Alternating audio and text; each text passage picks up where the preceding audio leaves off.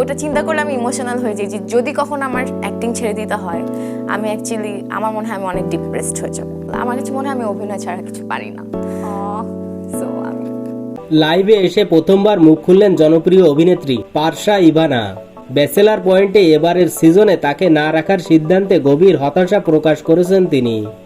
পারসা বলেন, ইভা চরিত্রটি আমার আত্মার খুব কাছের। আমি আমার মধ্যে ইভাকে দেখতে পাই। এবারের ব্যাচেলার পয়েন্টে আমি নেই, এতে অবশ্যই আমার খারাপ লাগছে। তিনি আরো জানান, যেদিন সংবাদ সম্মেলন হয় সেই দিন আমি একাই কেঁদেছি, খুব খারাপ লাগছিল। সবাই ছিল, শুধু আমি ছিলাম না। অভিনেত্রীর এই আক্ষেপ দর্শকদের মনে নাড়া দিয়েছে।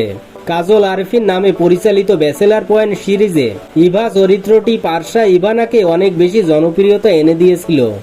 চরিত্রটির সঙ্গে তিনি নিজেকে এতটাই মিশিয়ে ফেলেছিলেন যে বাদ পড়ার খবরটা তার জন্য ব্যক্তিগত আঘাত হয়ে দাঁড়িয়েছে। পারসা বলেন, যেদিন কাজল আরিফিন ভাই আমাকে ব্যাচেলার পয়েন্ট থেকে বাদ দিয়েছে সেই দিন আমি খুবই কেঁদেছি। এ ঘটনায় সোশ্যাল মিডিয়ায় তুমুল আলোচনা চলছে।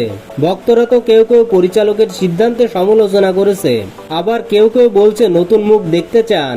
তবে পারসা ইভানার আন্তরিকতা দেখিয়ে দিয়েছে অভিনয় শুধু পেশা নয়, অনেকের কাছে এটা আত্মার সঙ্গে জড়িত।